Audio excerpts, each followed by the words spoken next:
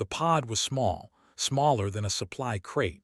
It had no weapons, no signal beacon, and no return system. It was built to land once and never leave. The shuttle that carried it moved fast through the dead star system called the Shattered Verge. The two crew members inside said nothing to each other. They had been told not to look at the pod. One of them had looked anyway just once back at the docking bay.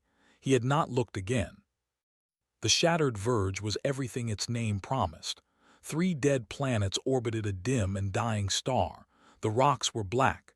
The air on the surface was thin and tasted like old ash. Nothing lived there. Nothing was supposed to live there. Except him. Drac had claimed this system 400 years ago after he burned a conquered battle fleet down to floating metal scraps. Nobody had tried to remove him since. Nobody wanted to get close enough to try. His name appeared in conquered threat assessments under a category that had no official title. Someone had written the label by hand in the original document. It said simply, "Do not engage." Counselor Voss had spent 11 years building the plan that led to this moment. He had tried weapons. He had tried blockades. He had tried 3 rounds of formal diplomacy, and 2 of those envoys had not come back. The third had come back without his ship or his crew and had refused to speak about it afterward. The plan Voss had now was different. He called it an offering. His staff called it something worse when he was not in the room. The idea was simple in the way that only very cold ideas can be. Humans were considered primitive by most of the conquered species. Low-tech, unimportant, barely spacefaring. If the conquered left a human infant at the edge of Drac's territory under a white flag approach, the gesture would be strange enough to give the dragon pause, strange enough to open a window. While Drac was confused, the conquered would send a second ship with real negotiators. Nobody had asked what would happen to the child. Voss had written 1 line about it in the mission file. He had written, "Acceptable loss."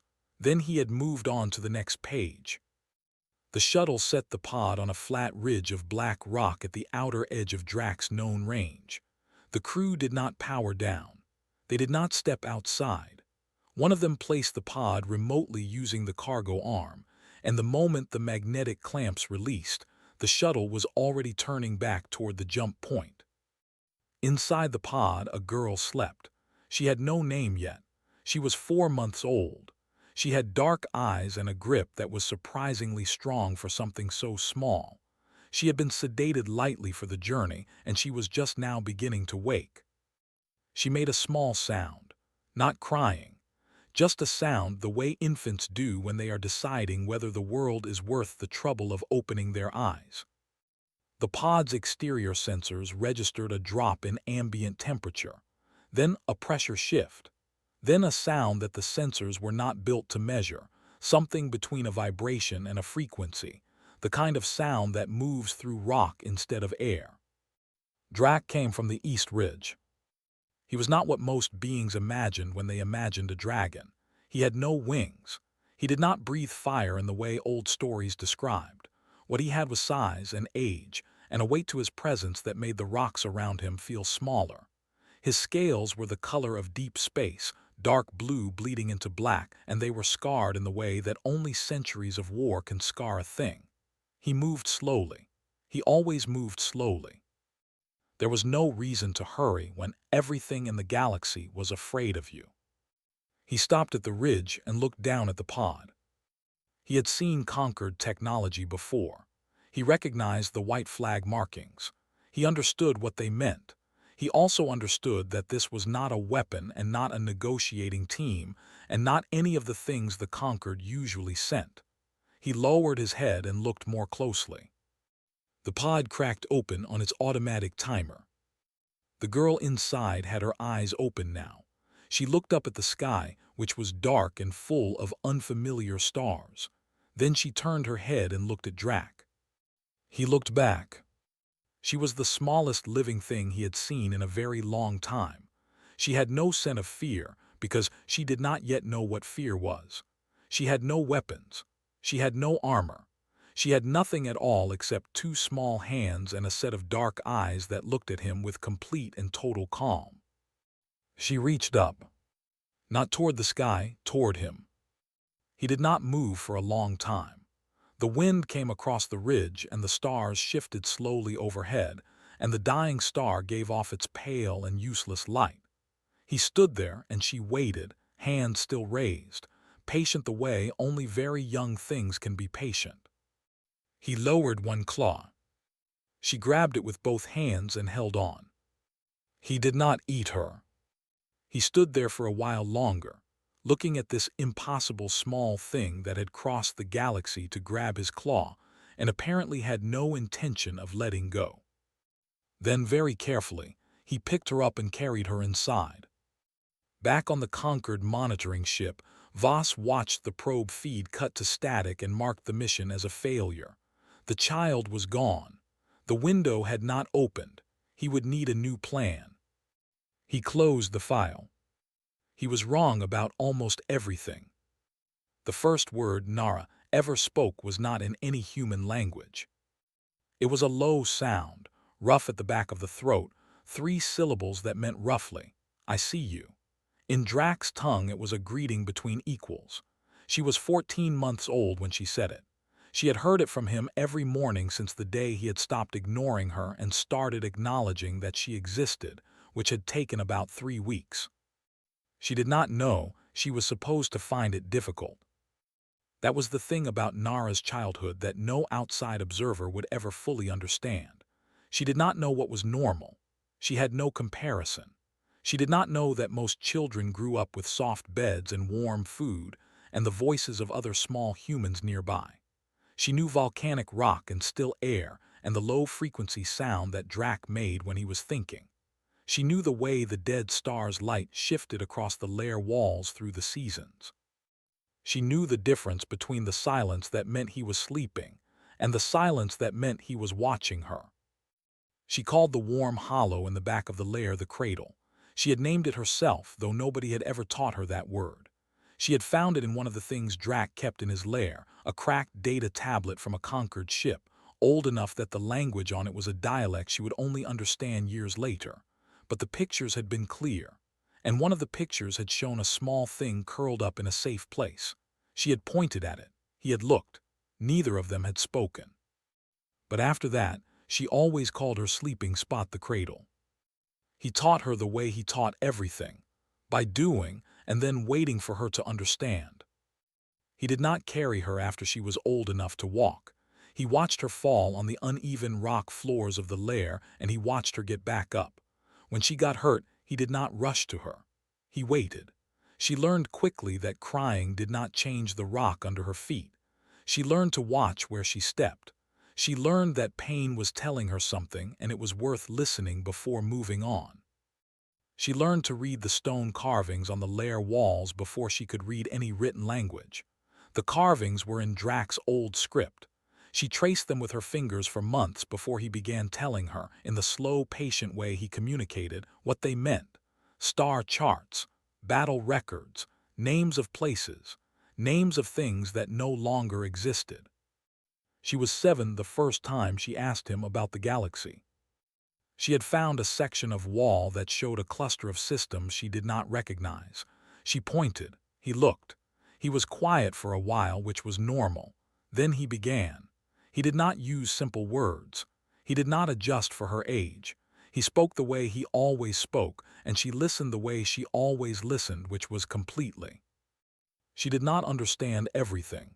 She came back the next day and asked about the parts she had missed. He answered again. She came back the day after. This went on for weeks. By the time she was 12, she could read 3 languages, 2 of them alien. By 14, she could navigate by starfield from memory. By 16, she knew more about the history of the Conquered's outer territories than most of its own officials. But the most important thing she learned was not in any carving. She learned it one night when she woke in the cradle and heard a sound she had never heard before. It was coming from the far end of the lair, from the deep section where she was not yet allowed to go alone. It was low and it was slow, and it was the kind of sound that did not want to be heard. She understood, even at 12 years old, that it was grief. She did not go to him. She sat in the dark and she listened, and she understood for the first time that the thing everyone in the galaxy called the Devourer of Suns had something inside it that could hurt. That had been hurting for a long time. That had been hurting alone. She thought about that for a long time afterward. When she was 16, she stood on the outer ridge, the flat black rock where her pod had once landed. She had found the pod years ago, half buried, and had taken it apart piece by piece to understand how it worked. She kept the parts sorted by function in a corner of the lair. She did not know the full story of how she had arrived, but she knew she had arrived from out there, from the bright cluster of systems that were visible on a clear night, the ones that Drax carvings called the Inner Reach. She was not afraid of them. She was curious the way a person is curious about a place they have never been but fully intend to go. Behind her, deep inside the lair, Drac was still. She could feel his presence the way she always could, like a pressure in the air, like the moment before weather changes. She had spent her whole life learning to read that presence. She knew his moods the way other people knew the sky. She looked at the stars. She was 16 years old, raised by the galaxy's most feared creature, fluent in 3 languages, able to read stellar maps and old war records, and the grief hidden in a sound made in the dark. She had no idea yet what she was going to do with all of it. But she was already beginning to think. The scout ship entered the shattered verge slowly, which was the only sane way to enter it. Ren had been flying solo missions for 4 years, and he had never once been assigned a route that made his hands feel cold on the controls. This one did. His mission was simple on paper. Fly in, confirm old probe data suggesting reduced energy signatures from Drac's known position. Fly out. 40 minutes maximum. Do not land. Do not transmit anything that could be read as aggressive. The Conquered had been using the same probe data for 11 years. Someone had finally decided it needed to be updated. That someone had not been assigned to fly the mission themselves. Ren dropped out of the jump corridor and let his sensors run a full sweep. The system looked the same as the records: 3 dead planets, 1 dim star, rocks everywhere. No movement, no signals, nothing. He was beginning to breathe normally again when something appeared on the ridge below. Not a ship, not a machine. He magnified the visual feed and stared at it for a long moment before his brain caught up with what his eyes were seeing. A person, a human person, standing on a flat ridge of black rock, arms loose at her sides, looking directly up at his ship. Ren broke about 4 mission protocols in the next 30 seconds. He hailed her on open frequency. She answered immediately, in clear Conquered standard, without any static or delay. "You are in restricted space," she said. "Power down your weapons or he will notice them."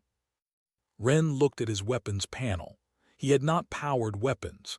His weapons were on passive standby, not active, not visible on standard scans. She should not have known they were there. He powered them down. She gave him landing coordinates on the ridge. He almost did not follow them. Then he thought about the fact that she had detected his weapons passively, from the ground, without equipment, and he decided that arguing with her was probably not smart. He landed. She was waiting 10 meters from the ship when the ramp came down. She was 19 or close to it, lean in the way people get when every physical skill they have was earned rather than trained. She wore clothes that looked like they had been made from salvaged materials, practical and well-made, nothing wasted. Her eyes were dark and very steady. She looked at him the way someone looks at a thing they have read about but never seen, curious, not afraid.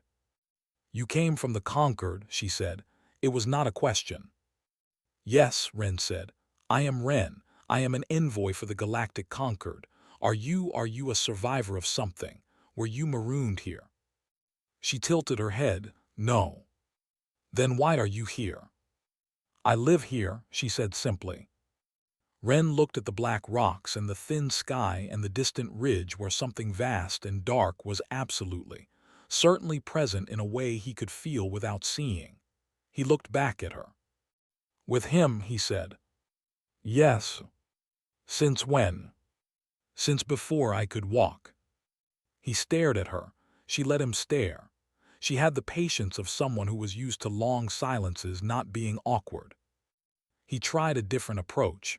"We should get you out of here. I have room on the ship. We can be at the jump corridor in 12 minutes. "No," she said. "It is not safe here." "I know this place better than I know anything else in the galaxy," she said. "You are the one who is not safe here. I am doing you a courtesy by standing between you and the ridge." Ren looked at the ridge again. He believed her. She had questions for him. A lot of them. She asked about conquered political structure, current trade routes, the status of 3 outer border disputes she had apparently been tracking from stone-carved records and dead tablet data. Her questions were precise and informed in a way that was deeply unsettling. She knew things that most citizens did not know. She asked follow-up questions to his answers that suggested she was already 3 steps ahead of whatever he said. He answered all of it. He was not sure he could have refused. Before he left, she handed him a folded piece of material with text scratched onto it in a clean hand. He looked at it. The language was Concord Standard, but the script was mixed with something older. "That is a message for your council," she said. "Not a threat. Tell them that. It is an invitation. They should come talk. If they come with weapons charged or with the intention to deceive, he will know, and that conversation will be very short." "Who are you?" Ren asked. She looked at him steadily. "My name is Nara. Tell them that too." He flew out of the shattered verge faster than he flew in. His hands were cold the entire way to the jump corridor. He filed his report the moment he had signal, and he used the word unprecedented 4 times before he caught himself. The Conquered read his report in committee. Most of them argued about whether he was reliable. Councillor Voss, old now and sharp in the way that age sometimes sharpens rather than dulls, read it twice in silence. Then he read the note she had sent. Then he sat back and looked at the ceiling for a very long time. He had written 2 words in a file 19 years ago. Acceptable loss. He thought about those words now in a way he had not thought about them before. The oldest carvings in the lair were in a section of wall that Nara had to crouch to reach. The ceiling was lower there. The stone was darker. The carvings themselves were shallow, as if whoever had made them had been in a hurry or had not wanted them to be seen. She had been trying to read them for 3 years. She was 19 now and she had learned a lot of things in her life, but patience was the first and the most important. She worked through the carvings the way she worked through everything, slowly, piece by piece, never forcing meaning. She cross-referenced them with the other walls, with the tablet fragments she had rebuilt from salvage, with the lists of old system names she had memorized years ago. It took her 3 weeks to understand what she was reading. Then she sat very still for a long time. The carvings described a planet called Verath, not a dead planet, a living one, small and green with a breathable sky and a species that had been there for 1,000 years. They had not been a conquered species. They had not been powerful, but they had been there in the outer reaches when the conquered began expanding its borders. Drac had known them. That was in the carvings too, not in the way of an alliance or a treaty, just in the quiet way that ancient beings sometimes take note of small good things. He had flown through their system twice. He had not destroyed anything. He had watched them the way something very old sometimes watches something very young. The Conquered had destroyed Verath 406 years ago, not because the species was dangerous, because the Conquered had calculated that Drac's presence in that region was growing, and they needed to remove anything he might consider worth protecting. They had burned the planet to bare rock, to take leverage away from a dragon. Then they had called him a monster when he responded. Nara set down her tools and sat with that for a long time. She had always known Drac was angry. She had grown up inside that anger the way you grow up inside weather. She had learned to read it, to move around it, to understand the difference between the anger that was directed outward and the grief underneath it that never moved at all. She had known the grief was old. She had not known it had a name and a green sky and 1,000 years of people in it. She went to find him. He was in the deep part of the lair. He was not sleeping. He was just still, the way he sometimes was for days at a time, a stillness that had nothing peaceful in it. She sat down near him without asking. That was how it had always worked between them. She did not need permission to be near him, and he had never asked her to leave. "I read the Verath carvings," she said. He did not move. "All of it," she said. "The planet, what it was, what they did to it." Still nothing. "I also read the records of what you did after." She paused. "I understand why." He turned his head then, just slightly, just enough. "I sent word to the Conquered," she said. "Before I knew any of this. I sent it through the envoy who came. I told them to come and talk." The temperature in the lair dropped slightly. That was what his anger did to a room. "I know you did not ask me to," she said. "I know you think nothing they could say would be worth hearing. Maybe you are right." She looked at the wall with the carvings. "But if nothing changes, then in another 100 years some other conquered official writes another file about some other small good thing and marks it acceptable loss and burns it away because you are here and they are afraid of you." She looked back at him. "I am not willing to let that keep happening." The silence went on a long time. Then he said, in the low, rough language she had known since before she could walk, "They will not listen to you."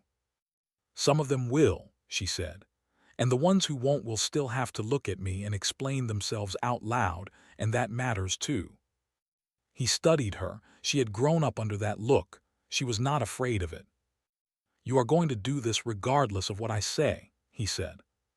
"Yes," she said, "but I would like you to not destroy their ships while I am standing between you and them." Something moved across his expression that she could not fully name. It was not quite amusement, and it was not quite worry. It was something that lived between the two. "I will consider it," he said. She nodded. That was as close to an agreement as he ever gave. She had learned a long time ago that from him it was enough. She went back to the carvings. She had one more section to read. She wanted to know everything before the Conquered arrived, because she intended to walk into that conversation with nothing hidden and nothing unknown. Whatever they brought, she would be ready. 3 ships came. That was more than Nara had expected and fewer than she had feared. 2 were Conquered vessels, gray and long, and built for authority rather than speed.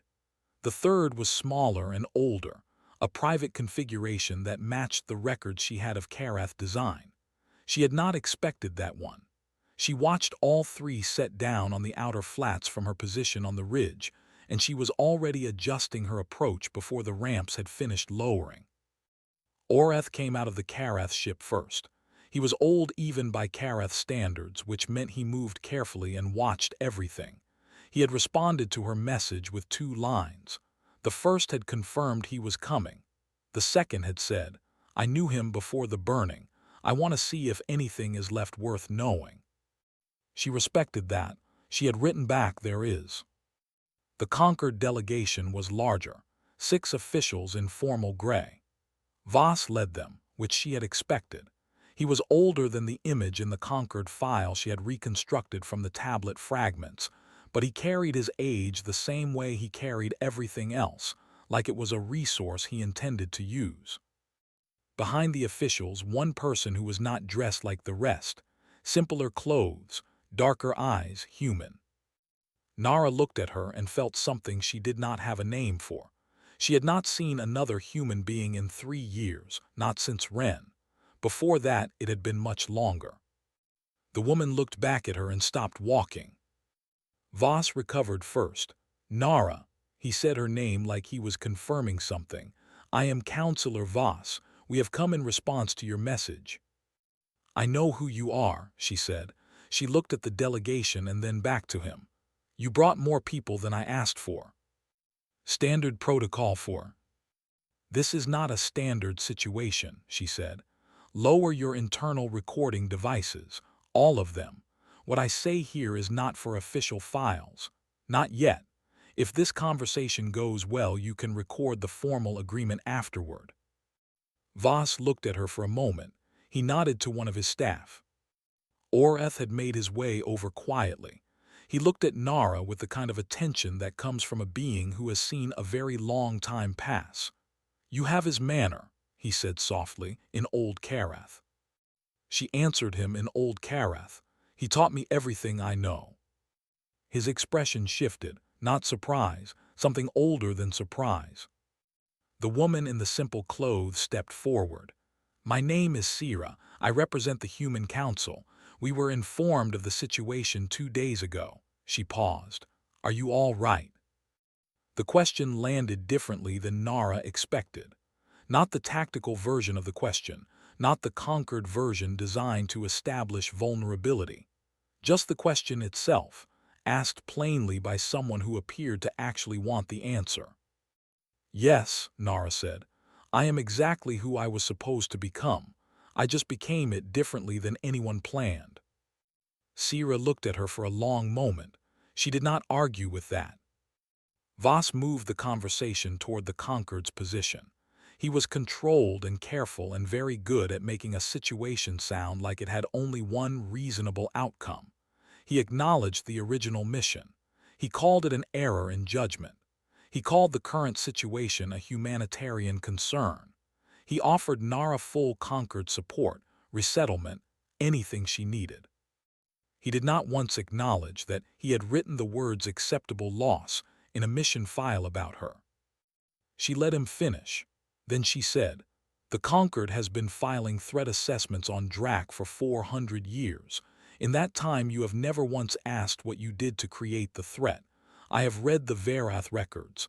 I know what the Conquered burned and why. Voss's expression did not change. That was before my tenure. Yes, she said. And the fear you built your career on was created the day that planet died. So we are going to talk about that. Because any agreement we make that does not account for what actually happened will last until the next time the Conquered decides something is an acceptable loss, and then it will be over. She felt Drac before she heard him. The ground gave a single low vibration. One of the Conquered officials stepped backward. Weapons panels on both ships lit up. She could see the light through the viewports. She raised her hand without turning around. The vibration stopped. The weapons' lights held for a moment, then they went dark. The silence was complete. Voss looked at her hand. He looked at the ridge. He looked back at her. For the first time since he had stepped off the ship, something behind his eyes was not entirely steady. He stopped because I asked him to, she said quietly. That is the only answer you need to your real question, the one you came here to ask. Oreth made a sound that was not quite a word, something in a dialect so old she had only read it, not heard it. It meant witnessed. The conversation after that was different, not easier, but different. Voss was still careful, still strategic, but he was also, for the first time, listening.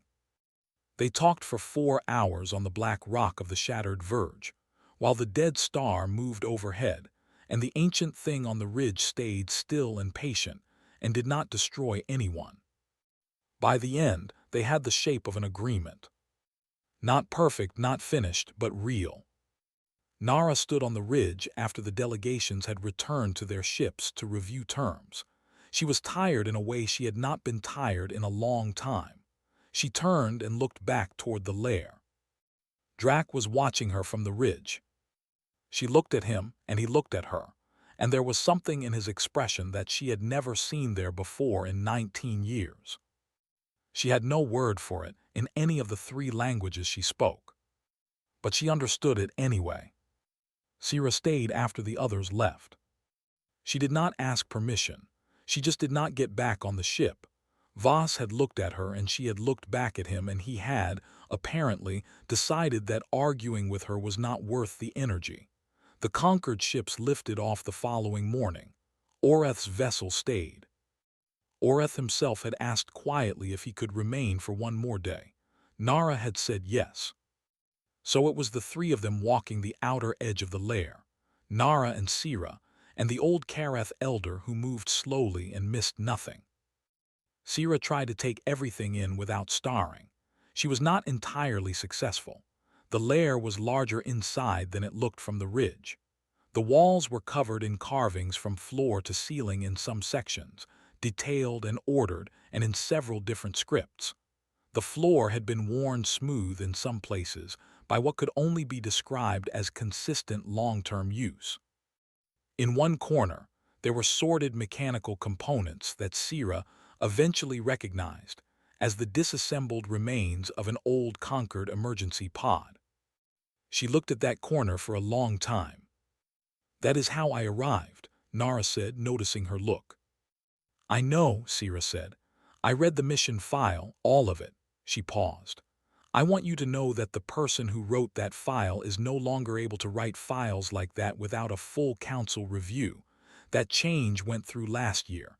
It was not specifically because of you, but you were part of the reason." Nara said nothing.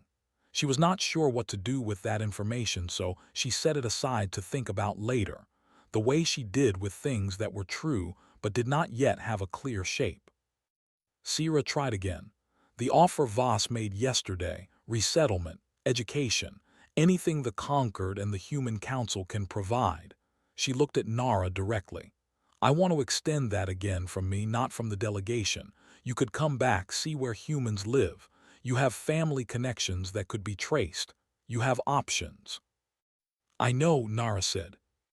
"But you are not coming." "No." Sira did not argue.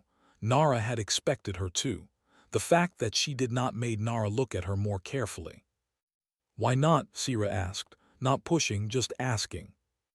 Nara thought about how to answer that in a way that was honest, without being longer than it needed to be. "Because there is no one else who can do what I do here," she said. "Not because I am special. Because I am the specific person who grew up here, who knows him, who knows this place, who can stand between him and the galaxy and have both sides listen." She looked at the wall of carvings. "The Conquered made an agreement yesterday. Agreements need people to hold them.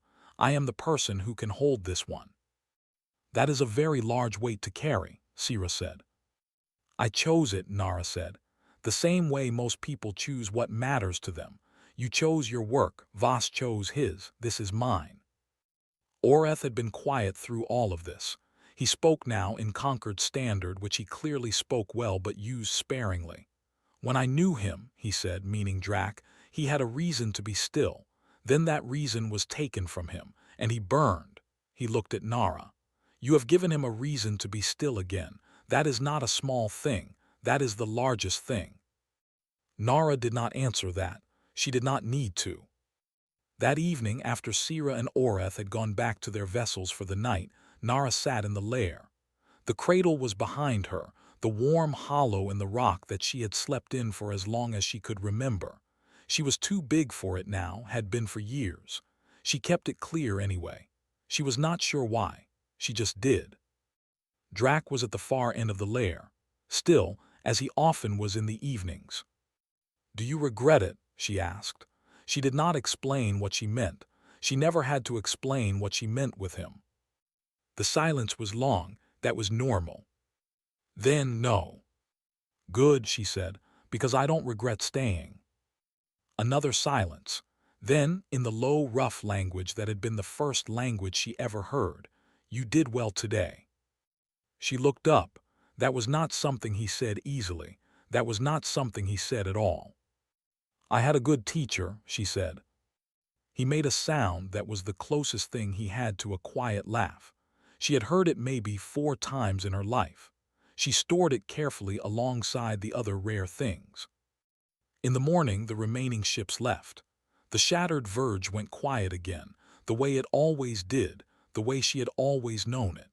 Black rock and thin air and the distant pale light of a dying star. Nara stood on the outer ridge. She had stood here 100 times. she would stand here 100 more. The galaxy was out there. She had spoken to it now.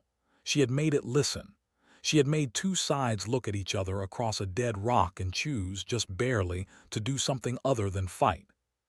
She would do it again when she needed to, and the next time and the time after that. Behind her, vast and old and no longer entirely alone, Drax settled into stillness. 3 weeks later, a conquered administrative clerk updated the Galactic Registry. It was a routine entry. Nobody reviewed it carefully, but it read: Shattered Verge System, restricted. Status, protected territory. Guardian on site. Species, human. Names, Nara Odin. Authorization, permanent. The clerk filed it and moved on to the next item. Nobody in the Concord laughed about it, not even once.